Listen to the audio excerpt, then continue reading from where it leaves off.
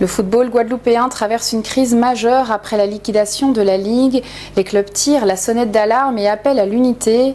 Objectif, sauver le football local et préserver l'avenir de toute une génération. Face à une situation jugée critique, le collectif des présidents de clubs s'est mobilisé et a pris la parole lors d'une conférence de presse ce samedi 28 mars. Il dénonce un manque de dialogue et de concertation et appelle à reconstruire le football guadeloupéen avec l'ensemble des acteurs du terrain. Au-delà du sport, c'est aussi un enjeu social majeur pour de nombreux jeunes, encadrés au quotidien par des bénévoles investis. Reportage.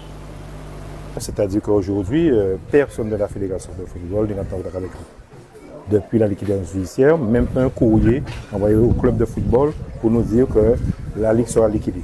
Aujourd'hui, tout ce qu'on entend, c'est sur les médias, sur les réseaux sociaux. Mais aucune personne, ni le président, ni le secrétaire général, personne de la Fédé est venu nous demander, nous dire ce qu'il devait faire, la proposition d'une nouvelle structure, rien du tout. La Fédération française de football avait déjà sa feuille de route, sans tenir compte de quoi que ce soit des présidents de football de la Guadeloupe, de liquider la Ligue, sans tenir compte, sans demander qu'est-ce qu'on pense, est-ce que c'était la meilleure solution à faire, mais jusqu'à maintenant, on ne sait rien du tout de la Fédé. On a envoyé un mail pour le président Diallo, pour lui dire que on tient compte de la liquidation de la Ligue, mais aujourd'hui, il faut rentrer en contact avec les acteurs du football guadeloupéen, dont les clubs de football, pour qu'on puisse discuter, pour voir quelle forme, quels moyens, qu'est-ce qui sera fait sur la nouvelle structure et comment. Parce que c'est ce qui est très important. Il ne faut pas qu'on fasse les mêmes erreurs, qu'on ne tenait pas compte des clubs. Il faut qu'ils viennent discuter avec nous, parler avec nous. Nous tournons autour de 30 à 40 présidents de club, puisque le courrier qu'on a envoyé au président justement Diallo, il y avait un certain nombre de signatures, de présidents signataires sur le courrier, il n'y avait pas 10, il y en avait plus d'une vingtaine. Okay? On n'a jamais la majorité, mais il faut savoir bien aujourd'hui que nous avons une statue de président de club de football qui sont sur le même longueur d'onde et on veut justement qu'on tienne compte des clubs de football, de la voix des présidents de club de football afin de reconstruire cette structure. Les clubs ne sont absolument pas responsables. C'est vouloir noyer le poisson. C'est bien simple, le déficit est de 2 millions d'euros. On prétend que les clubs ont un déficit de 600 000 euros cumulés.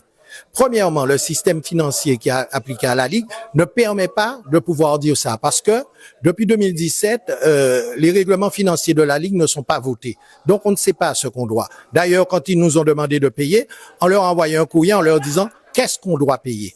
Et là, ils étaient incapables de nous répondre. Deuxièmement, même si c'était vrai, ça ne représente même pas un tiers de la dette totale de la Ligue.